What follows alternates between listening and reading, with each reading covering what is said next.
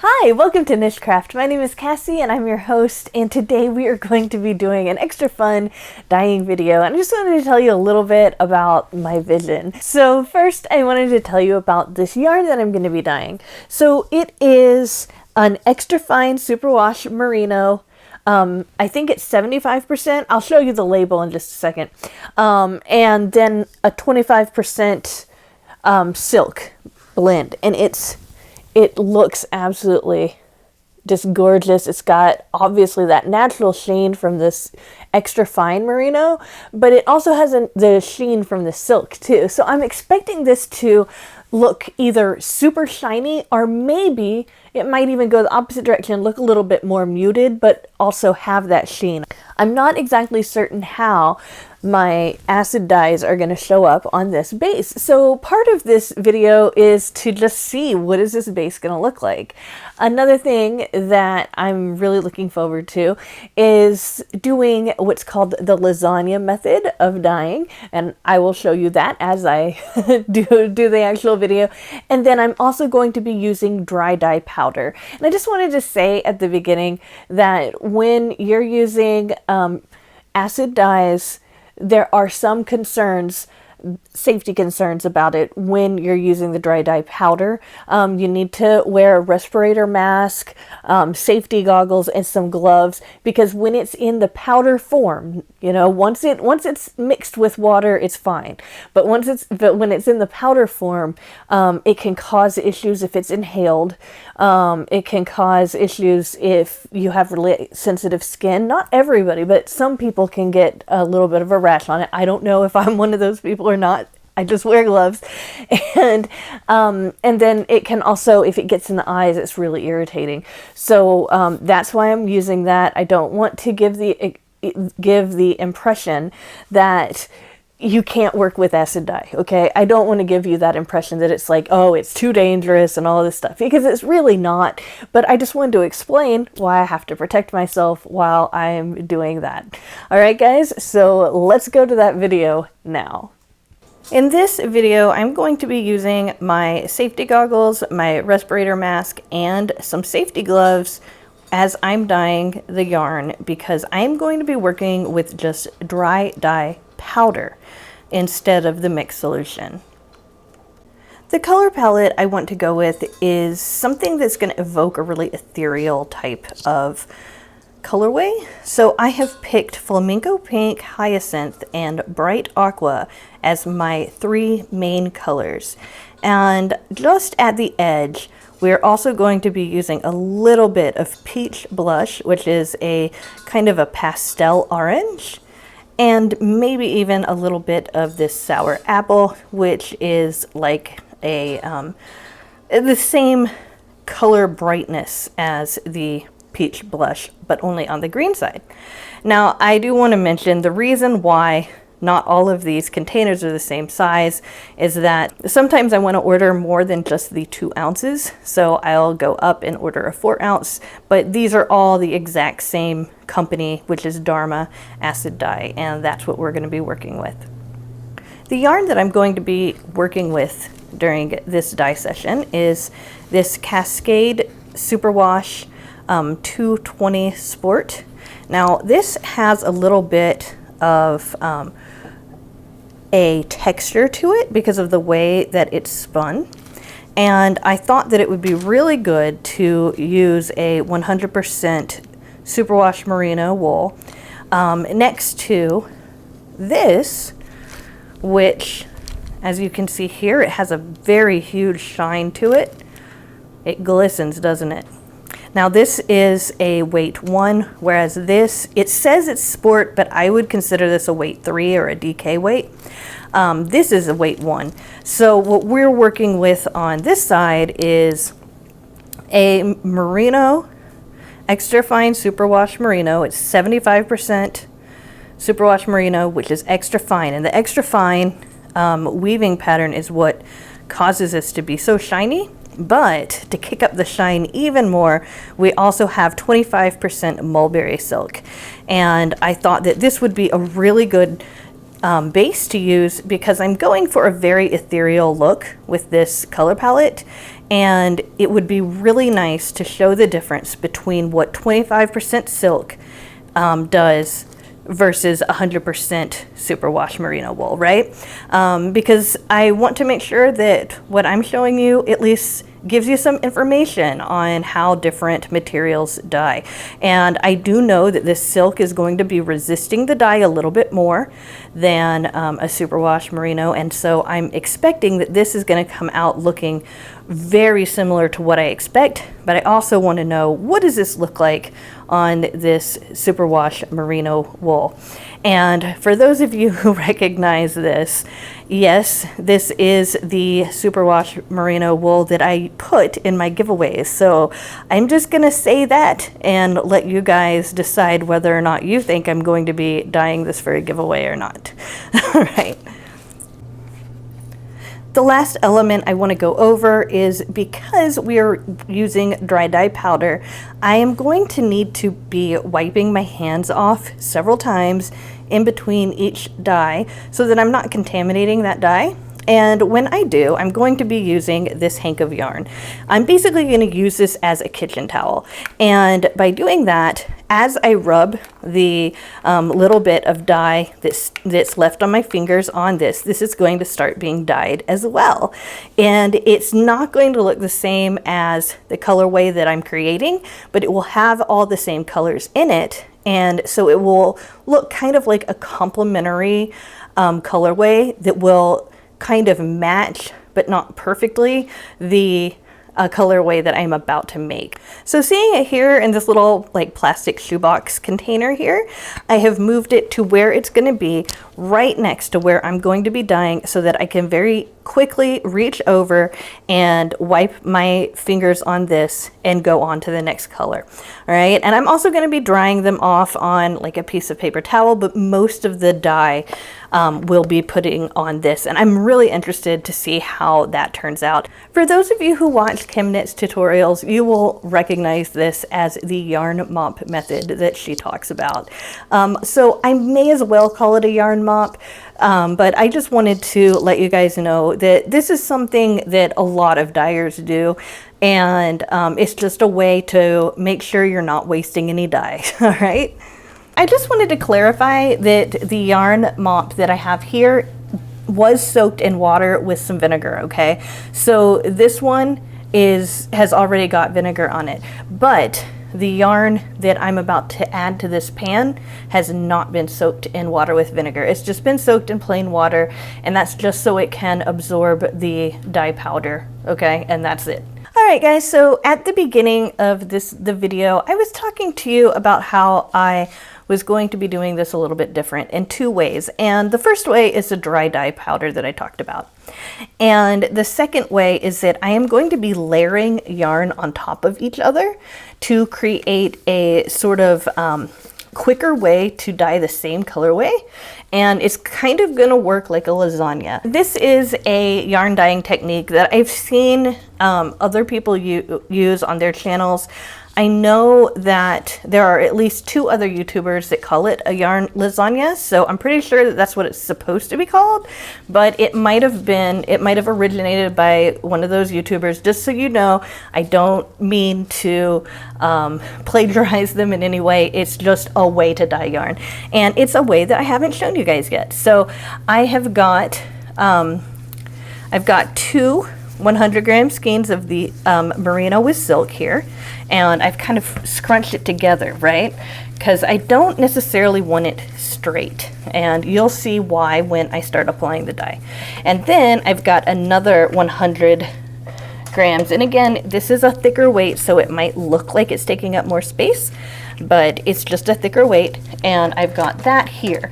We've got about 2 cups of water, and actually I think I'm going to be adding another 2 cups, or at least a little bit more here. Let me feel it out here, because you know we're going to be using this dry dye powder, but I don't want the dry dye powder to be able to spread too much, and because of that I also don't want it to be set too quickly. So this is just water, no vinegar, and that's going to be how I control where the dry dye powder ends up being applied.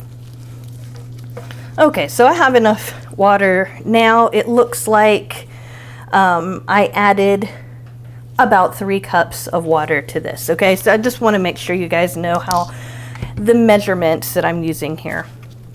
All right, so I'm going to put on my respirator mask and safety goggles. I already have my gloves on, and we'll begin.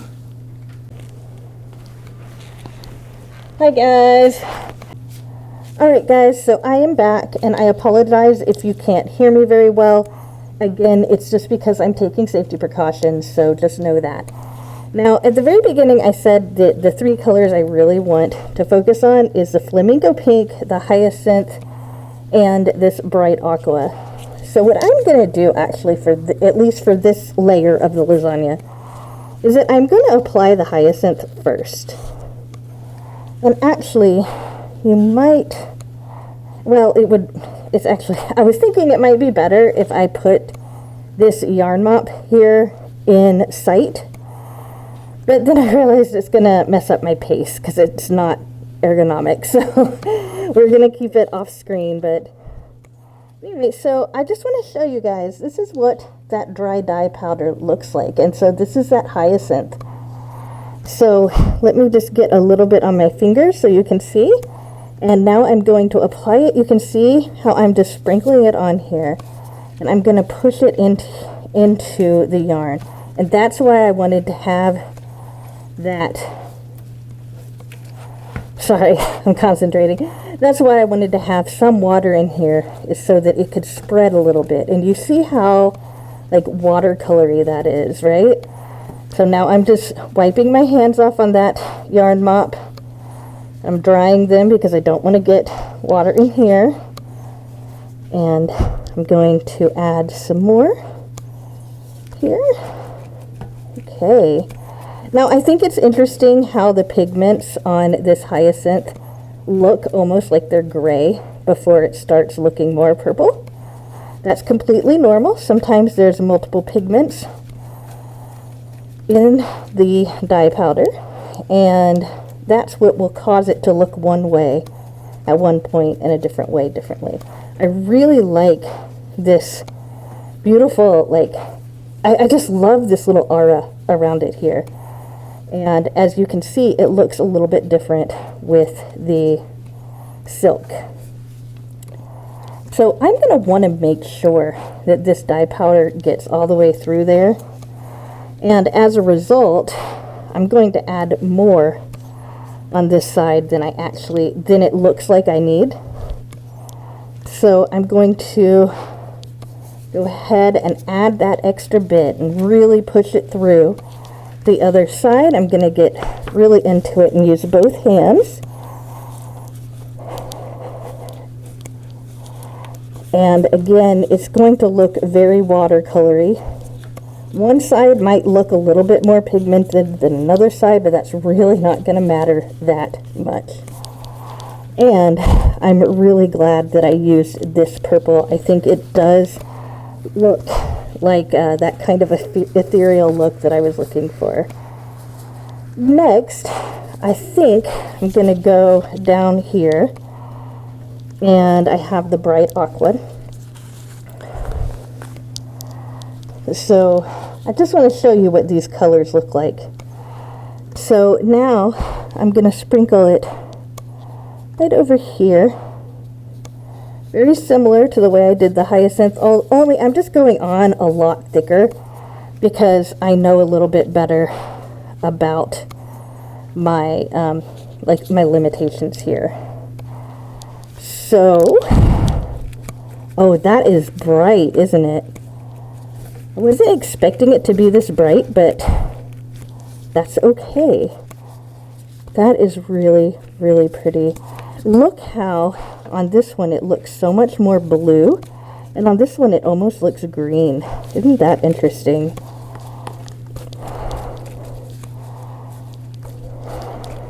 Okay, and let me make sure it's getting all the way through. Looks like it needs to be pushed and kind of massaged a little bit more. Okay. Just showing you this yarn mop is starting to take on a little bit of shape here. I am going to add it just a little bit more here. And try to massage it in there, and then I'm just going to massage it in just a little bit, and then I'm going to let it just stay right there and just trust that this process is going to work. All right, and I just want you to see where these colors meet. It's very, to me, it almost looks seamless. Whereas when you're using a 1% dye stock solution or a liquid, it kind of like, it will run together more easily. And if we had vinegar in here already, these two colors would mix and maybe even create a third color. So having no vinegar in here helps it so that it won't set all at once.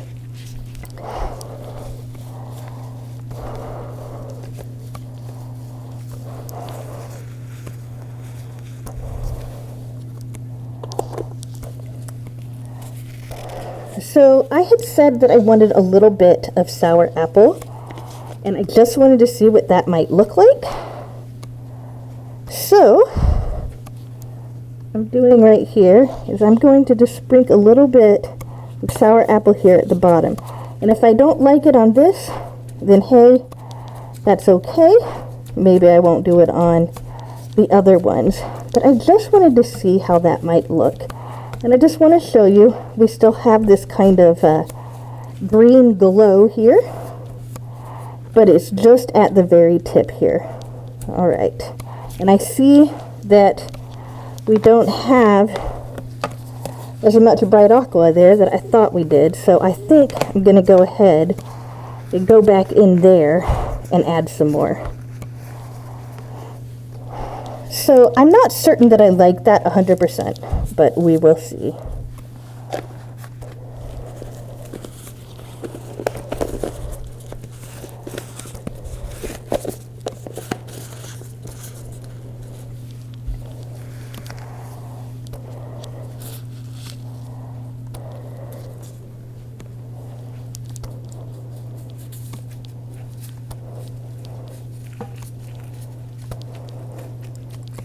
Alright, so I don't know if you can tell, but I'm kind of trying to push this bright aqua in to that green, and I really love this color combination right here. I think that that looks really pretty, but I'm not certain if it's exactly what I want to go for in this color palette.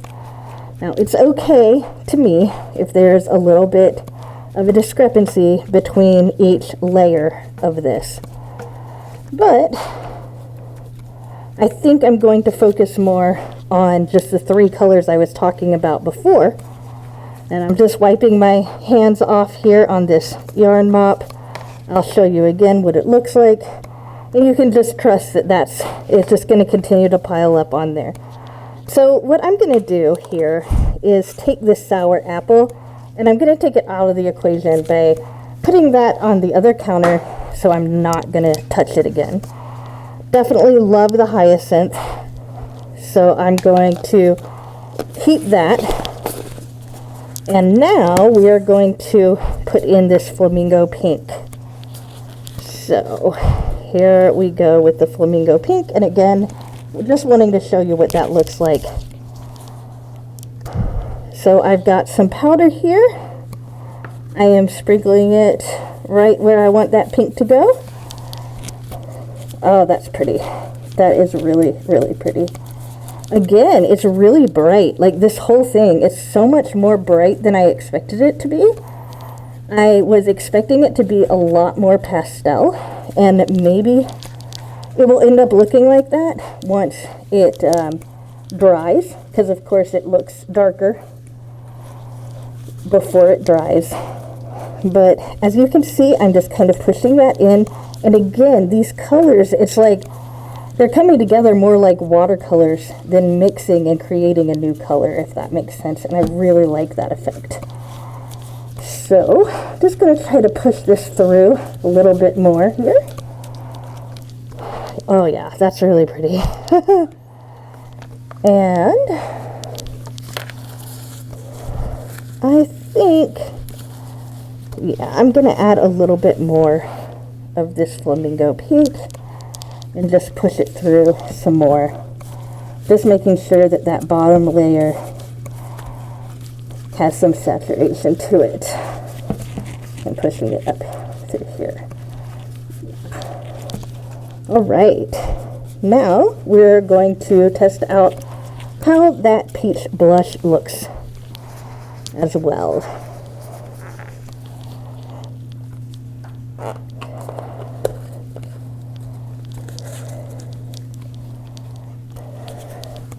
So, the peach blush. It's interesting, it almost looks more pink than the flamingo pink did.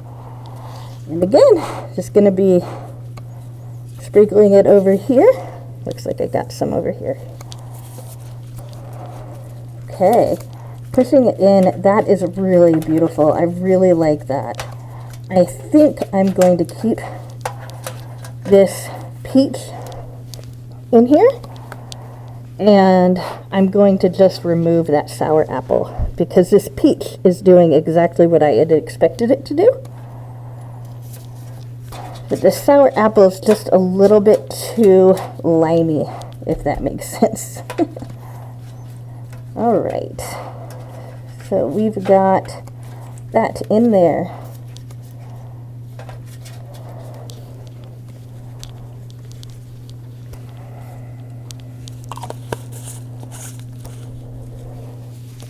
Alright guys, so now I'm going to add the next layer of our lasagna. And you'll be able to see a little bit better, for those of you who've never seen this before, exactly what I mean. Alright guys, so as you can see, I have layered the next level just on top of that previous level before. And I am going to apply that dry dye powder just like I did before. As of course you can see, I have this one in the middle this time, and we're going to push it through again. Okay, I'm going to add the other cup just on top here so that I'll have enough liquid in here to push that dry dye powder through. But again, other than whatever acid is naturally in my water, because, you know, your water might be naturally a little bit acidic, I'm not adding any acid until the very end. And I just want to show you how this yarn mop looks so far. Very pretty. Alright guys, so for this time, I'm going to apply all of the dye powder, only this time I'm going to put it on fast forward, so.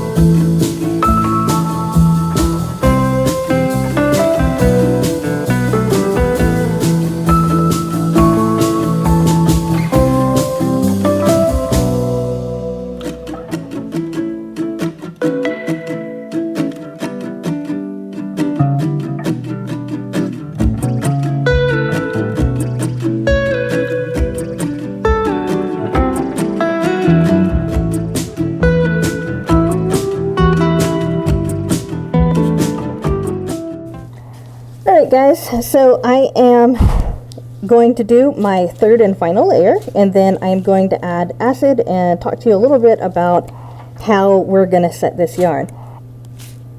But first I wanted to explain to you, some of you guys might have seen me going over and over and over that last layer and pushing it in, and I was afraid that I hadn't put in enough dry dye powder, and then when I pushed it down I noticed the water in each section was still pigmented.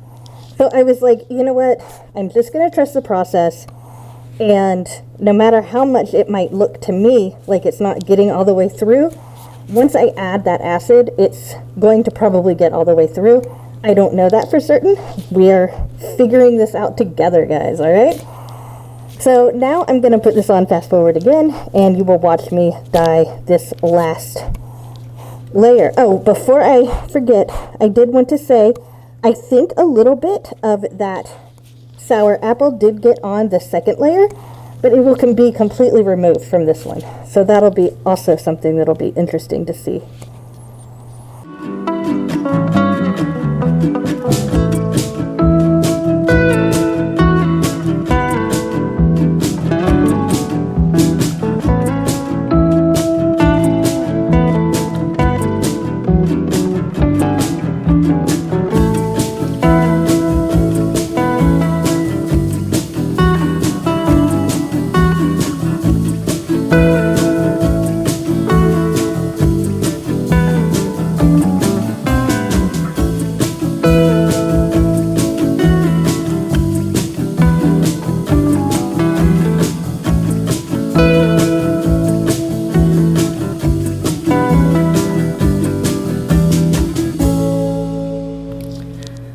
Alright guys, so I am happy to be out of that mask. It was really hard breathing while I was talking to you guys. But as you can see, all the dry dye powder is now mixed in with this water, so it is in a good condition. So I'm just kind of pressing through here, letting you see that there are some colors. There's a couple of oops here.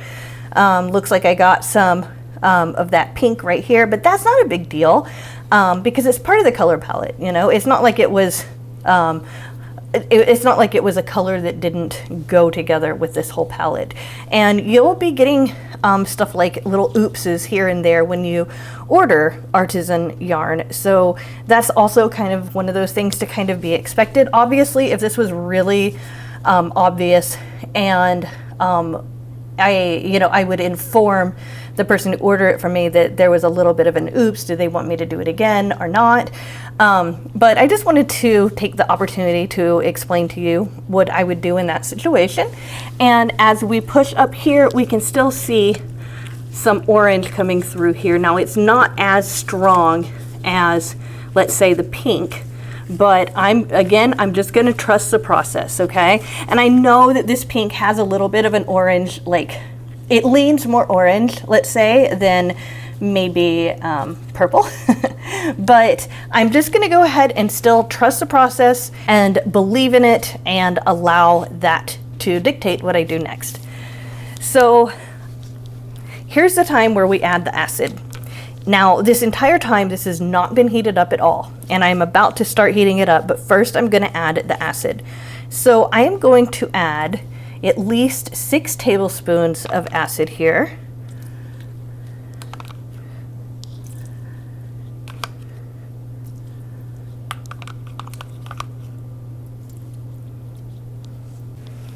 And now I am going to add 2 more tablespoons of acid here. See, that wasn't a full tablespoon, to this water, and then I'm going to pour this on top just to make sure that I have enough liquid. I do not want to burn the yarn. Obviously, if there's not enough liquid in there, then the yarn might burn. And I also want to make sure that all of that acid has a chance to get from all the way to the top to the bottom. Now, it's going to start simmering when I turn on the heat, and that simmering will help make that vinegar push all the way through that water, okay? But now I'm going to put this lid here on it, okay? And I am going to bake it just like a lasagna. I'm gonna bake it for about maybe 45 minutes. And I will keep checking on it in the meantime. And once it looks like everything has set, you know, once the water runs clear, then I'm going to let it cool overnight, and then I'm going to wash it and I'll show it to you. All right, see you then. And before I do anything else, I also wanted to show you, this is what our yarn mop looks like. I have not set this yet, but I am going to steam set this in a steamer basket. And we will get to see what this looks like, especially compared to this. All right, guys. All right, so I just moved the lid from this buffet pan, and I wanted to show you what the top layer looks like. And I also want to show you, we've got this white spoon. I'm going to press it into this water, and you can see that it is completely clear. So there's no more pigment on any spot of each one of these colors, okay? So you can see that the water has run completely clear. Now I have not peeked yet underneath to see how the other layers are, but I'm about to take these out and wash them, and we'll see what they look like then, okay?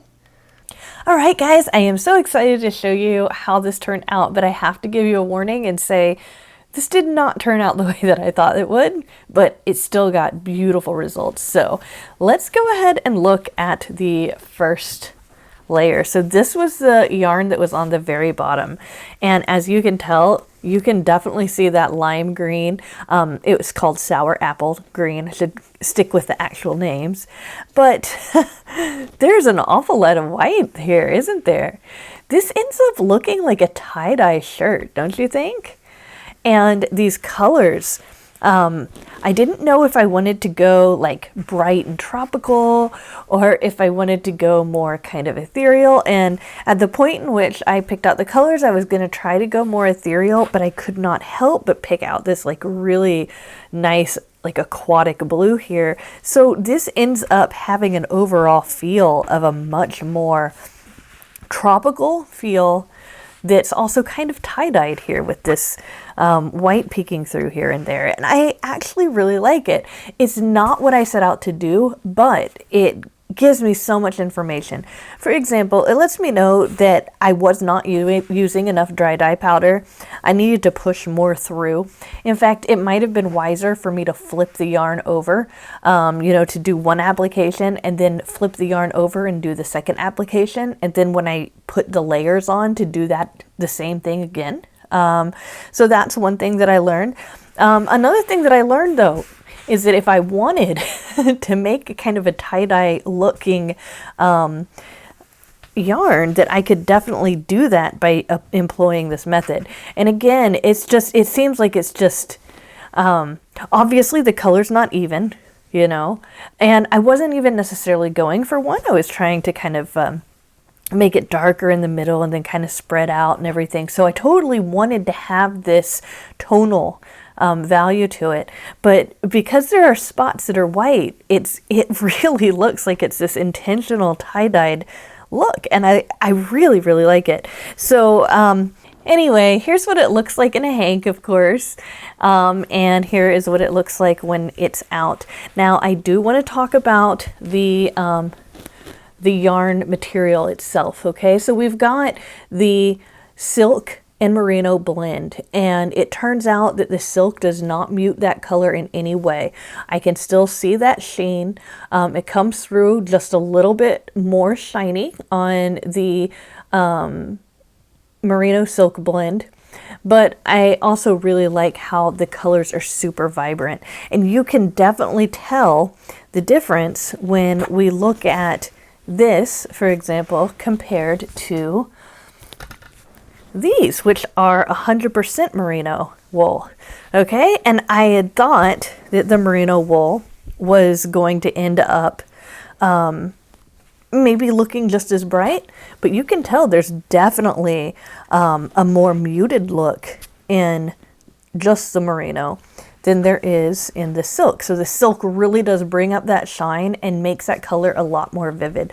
I added the exact same amount of powder on this. Yes, this is a thicker weight, but it obviously took up the dye a lot different than the silk blend. So I think that's kind of interesting. This does look more watercolor than the silk blend does, but you'd still have these like kind of faded spots right here. And so that tie-dye feeling is still there. I just hanked them back up, and just to be very clear, these are two 50-gram hanks. So this is 100 grams, and then I have 100 grams in this one, 100 grams in this one. This is how the bottom turned out. Now the middle turned out the best when it comes to saturation. So I've got, I'll just go ahead and leave this hanked up. But as you can see, it's got the least amount of white spots, or it's definitely got a lesser amount than the one that I just showed you. You can still see some of that lime green. Remember, I did not put any directly on the middle level, so that dry dye powder had kind of shifted to the next one up. So that's interesting to remember. And the kind of tie-dye feeling is not as obvious, but it still does feel tie-dyed. And I really like that again. So here's the middle right there. And then the middle in the wool only is here. So again, it looks a lot more watercolory. And this has the least amount of white. But there are some places where it gets really pastel, so pastel that it can look like it's tie-dyed. So we've got that one, and then the bottom layer. The top layer. This is the top layer. So this also got really well saturated. It seemed like that bottom layer was actually the one that was the least saturated. And you can see that there's hardly any of that lime green. There is some right there, sour apple green, but most of it is this kind of green, blue, purple, and pink color with a little bit of that orange blush on top. So I really like these. I think it's gorgeous. It's a lot more tropical than I expected it to be, but it's still absolutely beautiful. And let me go ahead and show you the other hank. So this is the top of the all wool hanks. And there's one other thing I want to show you, and that is this yarn mop. So this is where I wiped my hands. As you can see, I got a whole lot of lime green on my hands at one point. And so you've got all of the same different colors that were in all of the skeins and everything. But instead of wasting the dye that ended up getting put on this, now I have a colorway that at least matches this in a sort of way, right? So while it might not necessarily be the most attractive yarn or anything, if I was going to take all of this and like make a wearable out of it, this might be the cuffs, or this might be the neckline I might do in this, and then the rest of them I'd do in the actual colorway. So I just wanted to show you the yarn mop so that you guys got an idea of why I wanted to make one, and also so you could get familiar with the concept of yarn mops, because I think I'm going to start using them a lot more as I am doing more videos. So I just wanted to show you guys that. And as you can see, I just want to like show you kind of close up some of the effects that we get here. So like at this point, you almost just get like some speckling here. And then at other points, you've got a really nice kind of mixture of the colors. And so it really does look very unique, very nice when you look at it and you use a real critical eye. It definitely looks a lot more congruent and a lot more interesting, given that it was done completely on accident. This is like finger painting, right? And again, it goes well with this colorway very well. So I wanted to tell you what my plans are for this yarn. For the entire wool yarn here, I'm trying to get everything else out of the way so you can just see the wool yarn here. This is going to be in my next giveaway. And that giveaway is going to be posted this week, just letting you know. So I'm really excited to put this in my giveaway. This will make a beautiful project. Not all of these have that lime green on it, but you've got, it looks like 3 with a good amount of lime green on it, and then another 3 that has less. This doesn't have any at all. This one has just a little bit. You have to look close for it, but there, got just a little bit. So basically, you've got a lot to make a nice project out of it. And remember, each one of these is 50 grams, so this is the equivalent of 100-gram hanks, and I would say that it is a weight 3. It says it classifies it as a weight 2 for some reason, and I mean, I don't know. I personally consider this much thicker than a 2. I'm trying to get it on my finger here. But yeah, I feel like that's a weight 3, not a weight 2, because I feel like a weight 2 is a lot thinner. Like if you compare these, if you compare this, which is a 1, okay, to this, right? I think that, you know, I feel like each one of these strands, because it's like 2-ply, I feel like it's a little bit bigger than a 1.